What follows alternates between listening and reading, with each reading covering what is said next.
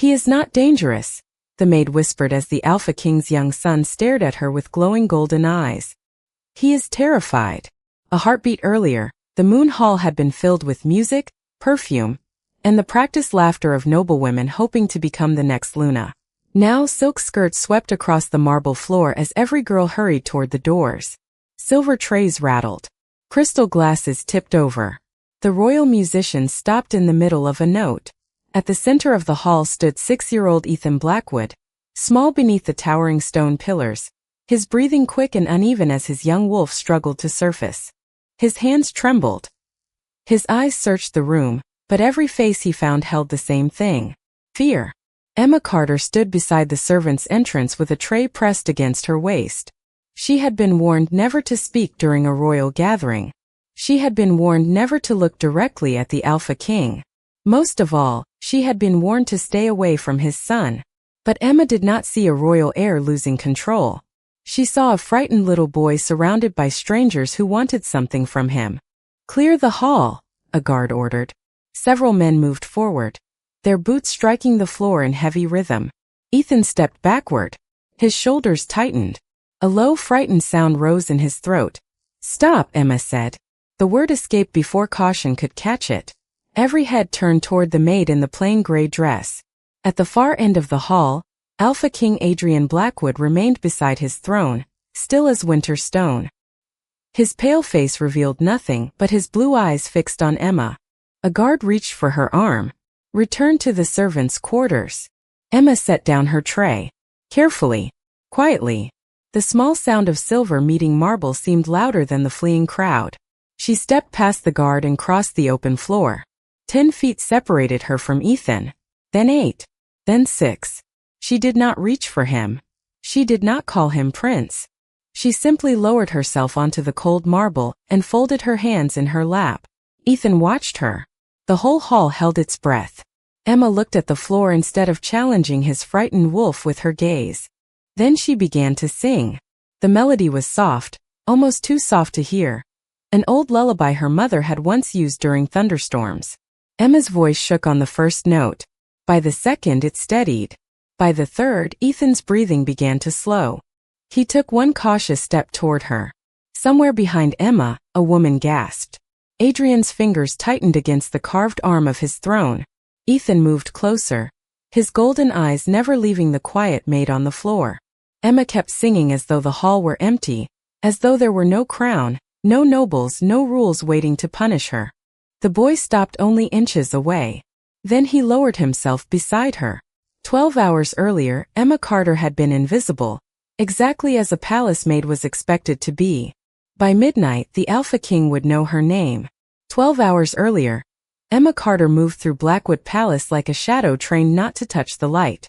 Before sunrise, she carried fresh linens up 3 flights of narrow servant stairs, polished silver until her fingers ached, and replaced the white roses in the western hall before the noble guests arrived.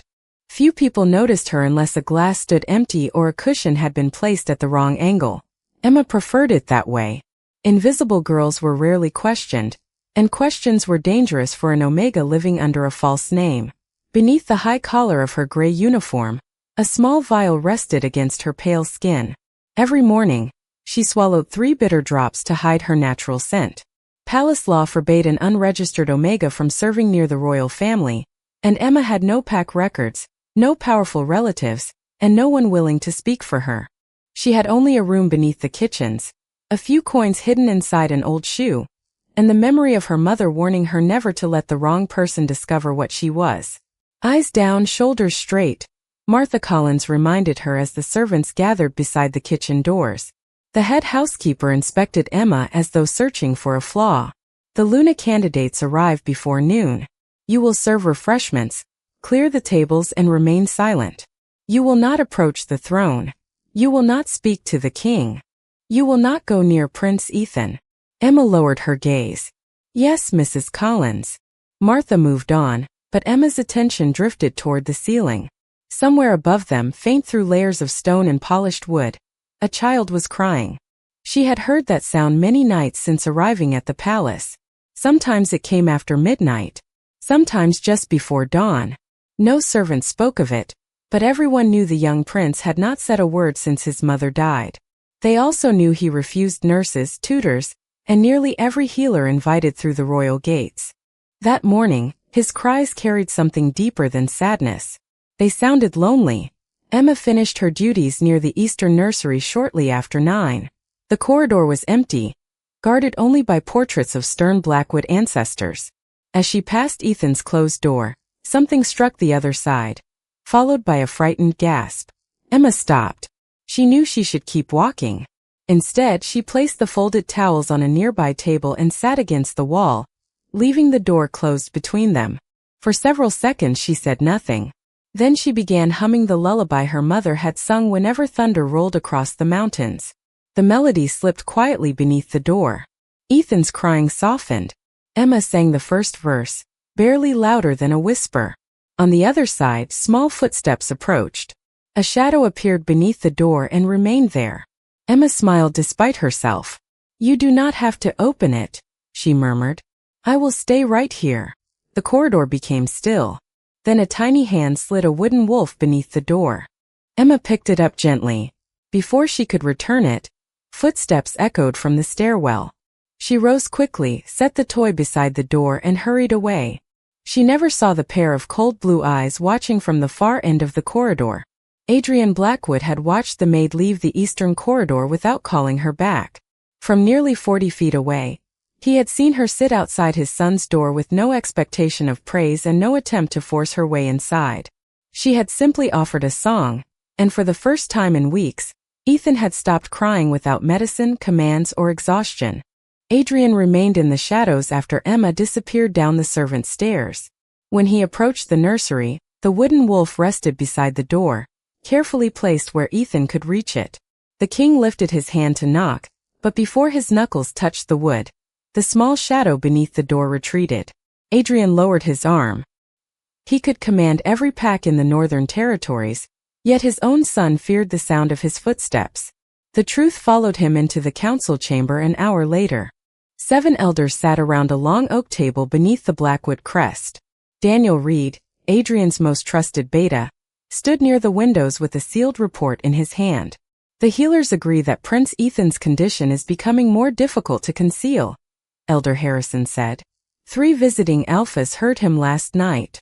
Adrian took his seat at the head of the table. "My son is not a political embarrassment." "No one said that," Elder Harrison replied carefully. "But he is the heir. The court needs proof that he can one day control his wolf." Adrian's expression remained still, but something cold passed through the room. Daniel broke the silence. "There is another concern. Several council families are questioning the succession. They believe the prince needs a stable maternal presence. They believe I need a Luna they can control," Adrian said. No one denied it. After his wife's death, noble families had sent gifts, letters, and daughters to Blackwood Palace. Every offer had carried the language of compassion and the scent of ambition. Adrian had rejected them all. Ethan rejected them more openly.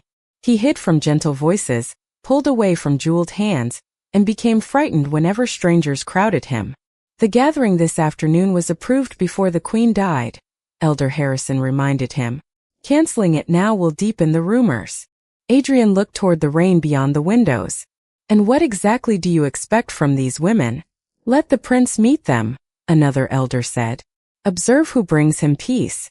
A future Luna must be someone he accepts." The suggestion sounded reasonable only to those who had never heard Ethan wake from a nightmare calling for a mother who would never answer. Adrian turned to Daniel. "No one touches him without permission. No one corners him. The moment he shows distress, the gathering ends." Daniel nodded. "Understood."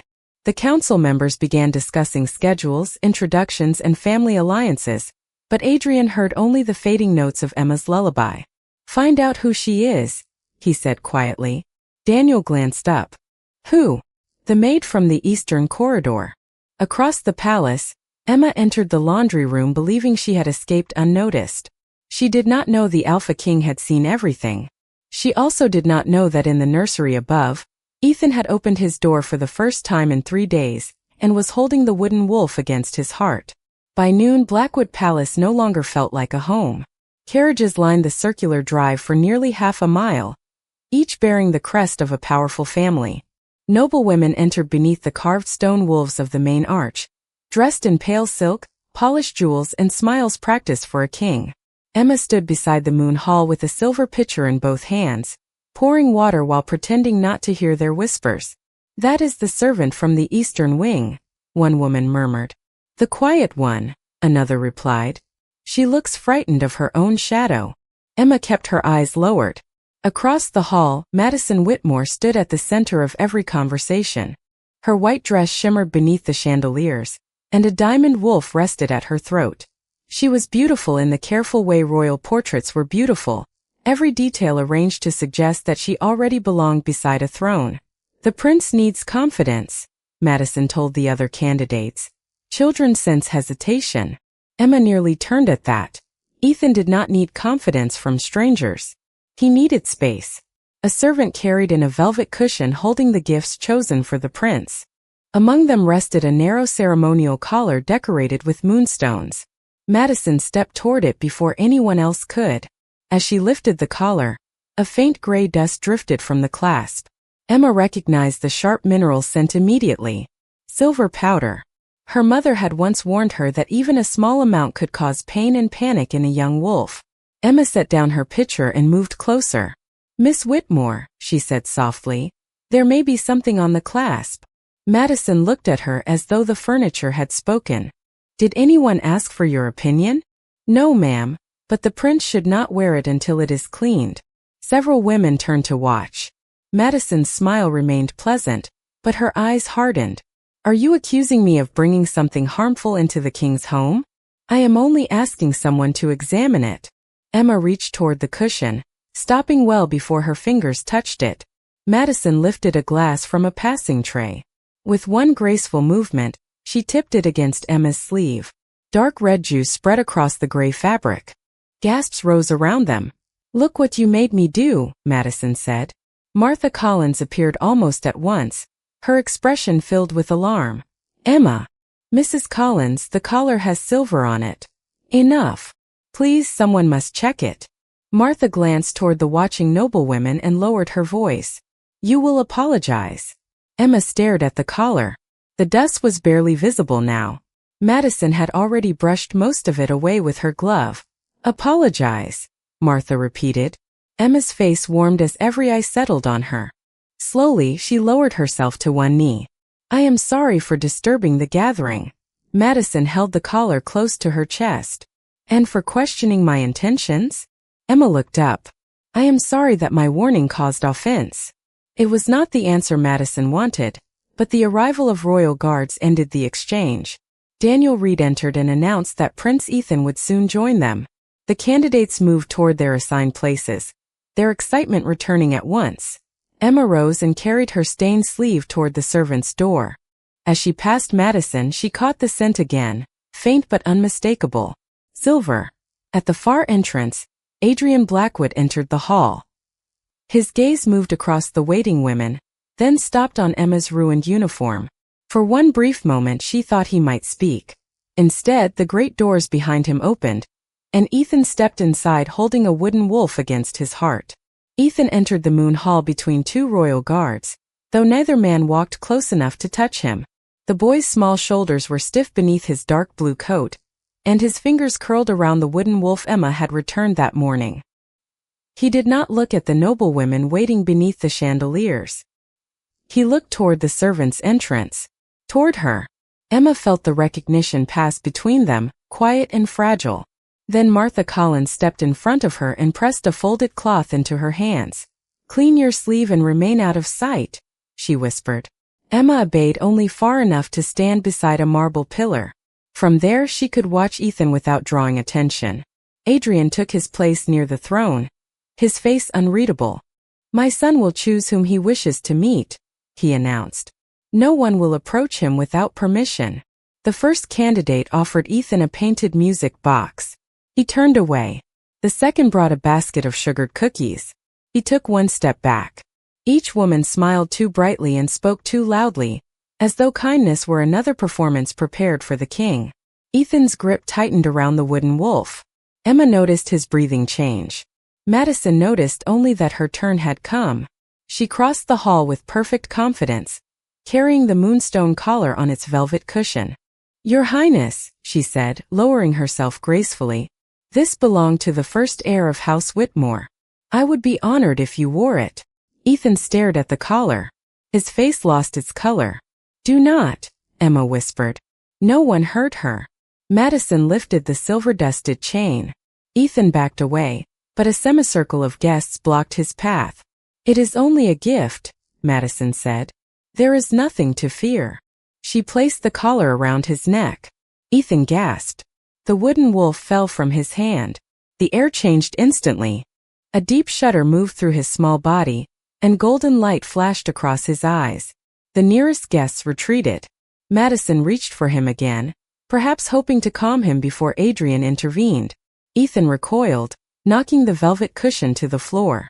His wolf rose through him in a rush of frightened instinct, not rage. His hands became small paws. Dark fur spread along his arms and shoulders. The women who had spoken so confidently about motherhood cried out and hurried toward the doors. Chairs scraped across the marble. Perfume and fear filled the hall. Royal guards formed a line, but the sight of their uniforms made Ethan crouch lower. He was trapped between the throne and the crowd. Emma saw the collar glowing faintly against his fur. She also saw his eyes searching for one safe place. "Put away your weapons," Adrian commanded. The guards hesitated. Ethan whimpered. Emma dropped the cloth from her hands and stepped forward. Martha caught her wrist. "You were told to stay back." "He is hurting." "You are a maid." Emma looked at the trembling child. "He does not care what I am." She gently freed her wrist and walked into the open hall. 10 feet from Ethan she stopped. She did not reach for the collar. She did not call his name. She lowered herself onto the cold marble floor, folded her hands in her lap, and began the lullaby from the eastern corridor. The first note trembled. The second steadied. Ethan's ears lifted. His breathing slowed enough for the room to hear it. Emma kept her eyes lowered, giving him the choice no one else had offered. One cautious step brought him closer. Then another. Behind her, Adrian said nothing. Before her, Ethan stopped only inches away and placed one small paw against the hem of her gray dress. Emma kept singing as Ethan's paw rested against the hem of her dress. The moon hall had gone so quiet that she could hear the faint chiming of the chandeliers above them. She did not move too quickly. She did not reach for him. The young wolf needed to know that the choice was still his. Ethan leaned closer, his golden eyes fixed on her face, and Emma finally saw the narrow collar beneath his fur. The moonstones looked beautiful from a distance, but the metal beneath them had darkened against his skin. A sharp silver scent rose from it. "Ethan," she whispered between the notes, "I am going to help you, but I will not touch you unless you come closer." The boy's ears lowered. For one long moment he remained still. Then he pressed his head gently against her knee. Emma's heart tightened. She lifted one hand slowly enough for him to follow every movement. Her fingers paused an inch from the clasp. Ethan did not pull away. "That is it," she murmured. "You are safe." The clasp resisted her at first. Madison had fastened it too tightly, and Emma could feel every person in the hall watching her struggle. She continued the lullaby under her breath until the tiny mechanism released. The collar slipped free and landed beside her with a soft metallic sound. Ethan drew in a deep breath. The tension left his small body as though an invisible cord had finally been cut. Then a pale silver glow appeared beneath Emma's palm. She froze. Light flowed across her fingers, gentle and warm, settling over the irritated skin beneath Ethan's fur. She had seen that glow only once before, years ago, when her mother had calmed a frightened animal during a winter storm. Emma had convinced herself it was only a childhood memory. Now the same light moved through her hands. Ethan's breathing steadied. His wolf form shimmered, then slowly softened until a small boy sat before her in a rumpled blue coat. His face was pale, but the fear had left his eyes. Emma lowered her hand. "Are you all right?" Ethan looked at her as though he had been searching for her much longer than one morning. Then he leaned forward and wrapped both arms around her waist. Emma held perfectly still before gently placing one hand against his back. A quiet sound moved through the hall, half surprise and half disbelief. Adrian stepped down from the throne. Ethan heard him and tightened his hold. "No one will take her from you," Adrian said. His voice was calm, but the command beneath it reached every corner of the room. Ethan lifted his head. His lips parted, and for the first time since his mother's death, the prince spoke. "Stay." The single word broke something open inside the king. Emma felt it in the silence that followed. She also felt the bitter medicine beneath her tongue begin to fail. The strain of the silver light had burned through the scent suppressant. Her true omega scent rose into the air, soft as white roses after rain. Adrian stopped 3 feet away. His blue eyes changed, becoming brighter, almost silver. The powerful wolf within him recognized her before his mind could form the truth. Emma Carter was not only the maid who had reached his son, she was his destined mate. Adrian's wolf surged toward the scent with a certainty that shook every wall he had built around his heart, but the king did not move. Emma was still seated on the marble floor with Ethan holding tightly to her waist, and fear had already returned to her pale face. She knew what Adrian had discovered. More importantly, she knew what the court would do with it. "An unregistered omega," Madison said, breaking the silence. Her voice carried across the hall with carefully measured outrage. She concealed her identity inside the royal palace. Whispers rose around them. Emma felt Ethan's arms tighten. Adrian's gaze remained fixed on her. "Is that true?" he asked. The question was quiet, but it hurt more than an accusation. Emma swallowed. "Yes, Your Majesty." Martha Collins covered her mouth in disbelief. Several elders stepped closer, already speaking of palace law and forbidden magic. Madison pointed toward the collar lying beside Emma. "She warned us about that gift before anyone examined it. Then she used some strange power on the prince. This was planned." "It was silver," Emma said. "I smelled it on the clasp." Daniel Reed lifted the collar with a folded handkerchief and inspected it. His expression changed. "There is no silver here." Emma stared at him. The sharp scent had vanished. Even the dark residue beneath the moonstones was gone. Madison's surprise appeared perfect. Then she lied. Emma looked toward the velvet cushion near Madison's feet. A second flash of moonstone disappeared beneath the edge of the woman's white skirt, but before Emma could speak, 2 council guards approached. Ethan immediately turned toward them, his breathing becoming uneven again. Emma placed both hands gently on his shoulders. "Look at me," she whispered. His golden eyes found hers. "You are safe. No one is angry with you." "Stay," he said again, louder this time. The word trembled through Adrian. He stepped forward, but Elder Harrison raised a hand. "Your Majesty, palace law is clear. Any servant who conceals magical ability and uses it upon the royal heir must be questioned."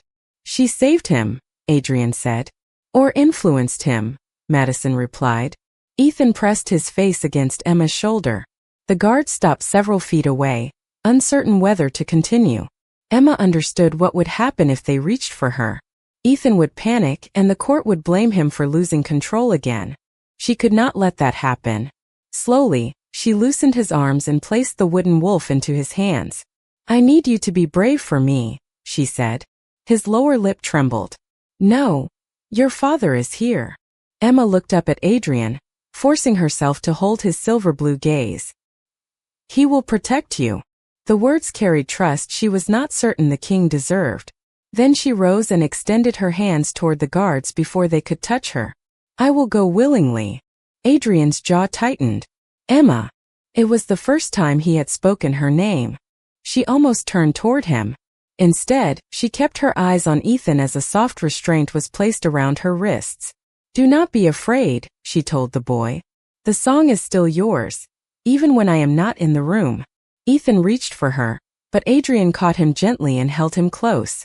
Emma was led toward the side doors beneath the judgment of the court. Just before she disappeared, she looked back at the Alpha King.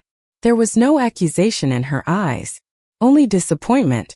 Adrian felt it more deeply than any challenge to his crown.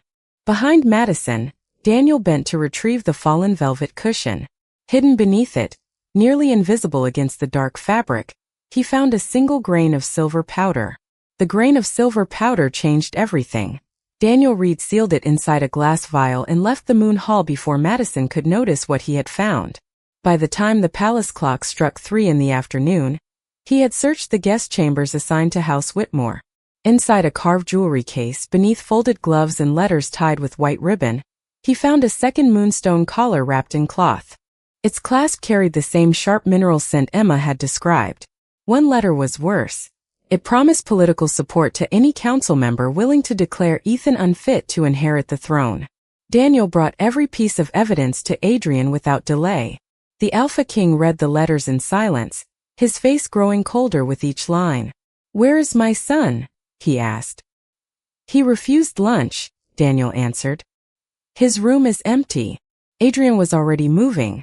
They searched the nursery, the library, and the eastern corridor before a young servant admitted seeing Ethan near the lower stairs. The passage led beneath the palace, where old storage rooms had been converted into holding chambers for questioning. Adrian found the boy sitting on the stone floor outside Emma's door. Ethan had pushed his wooden wolf through the narrow opening beneath it.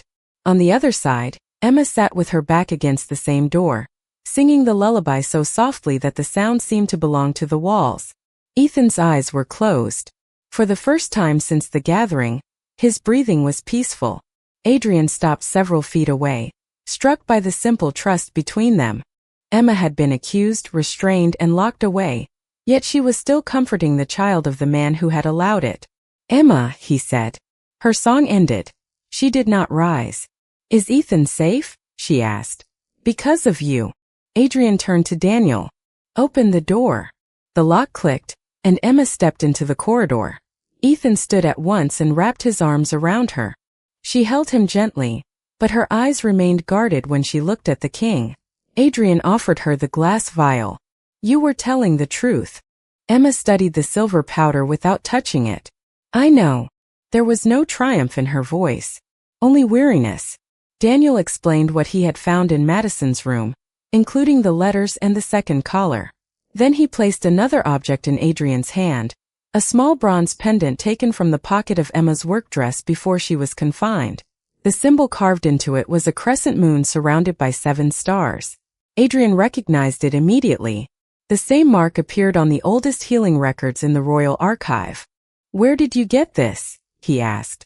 Emma's fingers closed around the pendant. "It belonged to my mother." Her name had been Elizabeth Carter, a traveling healer who taught Emma the lullaby and warned her to hide her gifts. Adrian's expression changed. Elizabeth Carter served in this palace. Emma went still.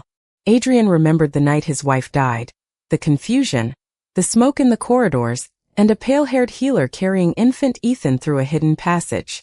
Elizabeth had saved the prince, then vanished before anyone could thank her. Daniel had discovered that she left the palace with her young daughter after learning someone inside the court had helped plan the attack. Years later, she died protecting that secret. Emma looked down at Ethan, understanding arriving slowly and painfully. She had not come to Blackwood Palace by accident.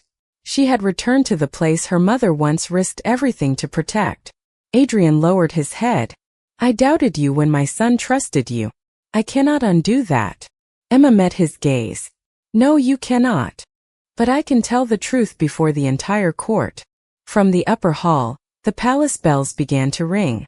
Madison believed they were calling everyone together to announce Emma's punishment. Instead, they were summoning the Moon Court to witness her innocence. The Moon Court gathered beneath the silver chandeliers before sunset. Madison stood near the center of the hall, wearing the calm expression of someone certain that judgment would fall on another person. Then the doors opened. Emma entered beside Ethan, with Adrian and Daniel following behind them. The prince held Emma's hand openly. No one laughed now. Adrian stepped before the throne but did not sit. "Emma Carter was accused of deceiving this court and endangering my son," he said. "Those accusations were false." Daniel placed the 2 moonstone collars, the vial of silver powder, and Madison's letters on the council table. Murmurs spread across the hall as Elder Harrison examined each item. Madison's composure finally cracked. "Those were planted. The letters carry your family seal," Daniel replied. "And 3 witnesses saw you exchange the collars." Adrian's voice remained controlled. You caused a frightened child pain to make yourself appear capable of calming him. You also supported an effort to remove him from the succession. Madison looked toward the noble families for help, but no one met her eyes. The royal guards escorted her from the hall without spectacle. Emma watched in silence. Justice did not restore the trust she had lost, but it opened the door to something better than revenge. Adrian turned toward her before the entire court. I allowed rank to speak louder than truth. I failed you. He removed the soft restraint that still circled one of her wrists and placed it on the floor. No servant in this palace will ever again be punished without evidence. The law barring unregistered omegas from royal service will be reviewed and changed. Emma lifted her chin. Not only for me. For everyone, Adrian promised.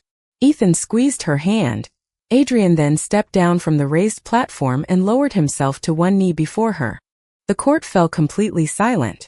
I will not command you to remain, he said. I will not call destiny a chain. Stay because you choose us.